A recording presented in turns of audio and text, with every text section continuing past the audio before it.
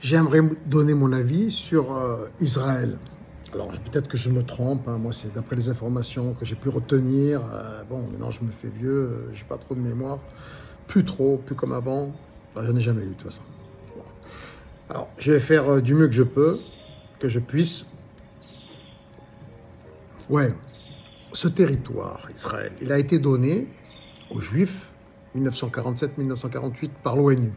Il y a eu un vote et la majorité l'a emporté pour donner ce territoire aux Israéliens, aux Juifs. C'était pas encore Israël, hein, c'était aux Juifs. Mais tous les pays arabes étaient contre, ont voté contre. La majorité, à mon avis, c'était les pays qui avaient l'habitude de coloniser, et surtout qu'on était en plein dans la colonisation encore. L'Algérie, elle n'était même pas indépendante encore en 1947-48. L'Algérie, elle était indépendante en 62. Donc pour eux, c'était normal. Il y avait déjà les Anglais qui colonisaient la région. Avant eux, c'était les Ottomans. Voilà. Donc les Arabes, ils ont dit non, je sais pas, du coin là-bas, ils ont dit non, ça suffit maintenant, stop, on veut personne, là, voir arriver personne. C'est bon.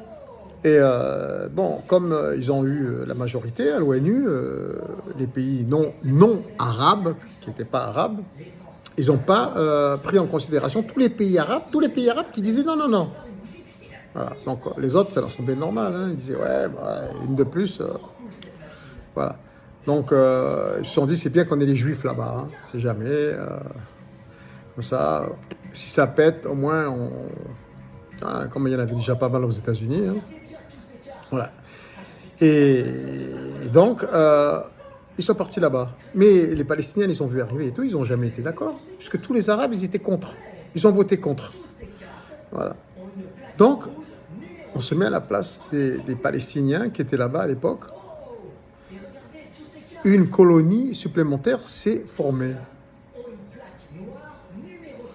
Moi, personnellement, je ne suis pas pour les colonies. Hein. Moi, je suis pour qu'elles disparaissent toutes. Voilà, avec bien sûr le consentement de ceux qui éventuellement désirent leur indépendance, parce qu'il y en a peut-être qui ne veulent pas être indépendants. Et si ça se fait, l'indépendance, ça doit se faire avec un accompagnement du pays qui a colonisé, voilà, gentiment et tout. Puis les habitants, ils peuvent être invités à rester aussi, ceux qui ont contribué à faire pas mal de choses pendant les colonies, pendant la colonisation, voilà, et dans le partage, comme en Palestine avec les Israéliens. Moi, je pense que ça devrait se faire comme ça. Hein. Je l'ai expliqué dans une vidéo précédente.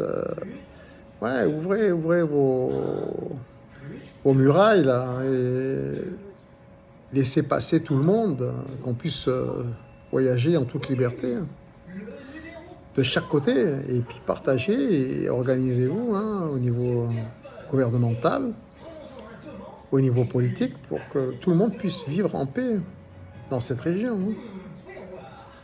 Non ? Moi, je pense que ce serait la solution. Qu'est-ce que vous en pensez ?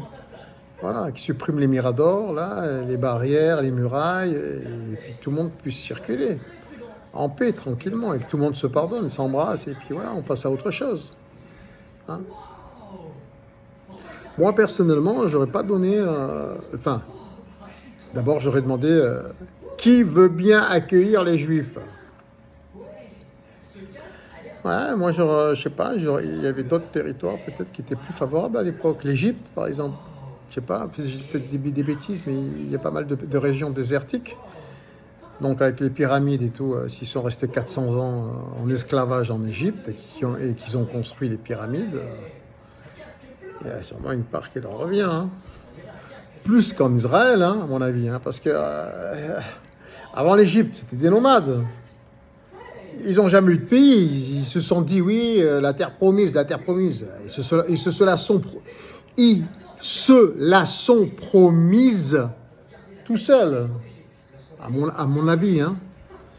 Voilà. Ils se sont dit là-bas, après 40 ans de désert, ça tourne pas rond. Dieu n'abandonne jamais ses enfants. Mais forcément, hein, si Moïse est redescendu de la montagne et qu'il les a vus en train de vénérer le veau d'or ou d'argent, jusqu'à aujourd'hui d'ailleurs, forcément, hein, ils n'avaient plus la connexion spirituelle. Hein. L'Arche d'Alliance, elle est dans les cœurs. Elle est là. Connexion. Ouais. Je sais pas, les énergies, elles viennent d'où?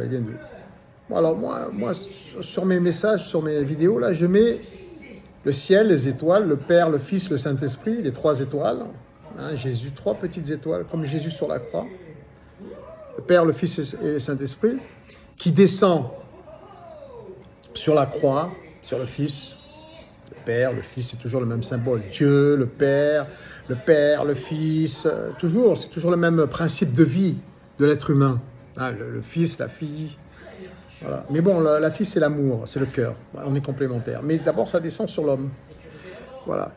Et après, l'homme, il utilise son cœur ou sa femme, s'il n'a pas de cœur. Ou le contraire. Voilà. Des fois, ça peut être la femme qui a l'esprit, que le femme et le père qui a le cœur. Non, ça dépend. Ça dépend si vous êtes visité par des entités féminines, les hommes. Alors, tout ça pour dire quoi? Ouais, les énergies, elles descendent, les messages, ils descendent, et après, on les filtre avec le cœur. Voilà. Moi, des fois, j'ai pas le temps de filtrer avec le cœur. D'ici, ça descend, et ça va là. Et après, heureusement, il y a mon cœur qui résonne, et qui dit attention à ce que tu vas dire. Ne sois pas agressif. Voilà. C'est de l'amour que tu dois transmettre. Toujours, quoi qu'il en soit. Et j'ai dit, ouais, mais des fois, on peut être en colère quand même. Ouais, on peut être en colère, mais après, il faut que ce soit constructif au niveau de l'amour. Toujours. Voilà. Donc, tout ça pour dire, vivez en paix, là, et on va vous aider. Allez, ouvrez vos frontières et les Arabes, donnez-leur tout ce qu'ils veulent. Donnez-leur, on verra bien. Je l'ai expliqué dans une autre vidéo, les règles qu'ils ont. Est-ce que c'est business ou si on va tout partager avec nos sœurs et nos frères humains, hein, sans faire de distinction sectaire. Voilà, toi, tu es musulman, non. Toi, tu es chrétien, non. Toi, tu es bouddhiste. Non, tous ensemble. Voilà, les juifs et tous ensemble, avec les juifs. On va voir. Moi, j'avais pensé à organiser un bénévolat général mondial. Voilà. Il y a peut-être d'autres solutions. Qu'est-ce que vous en pensez?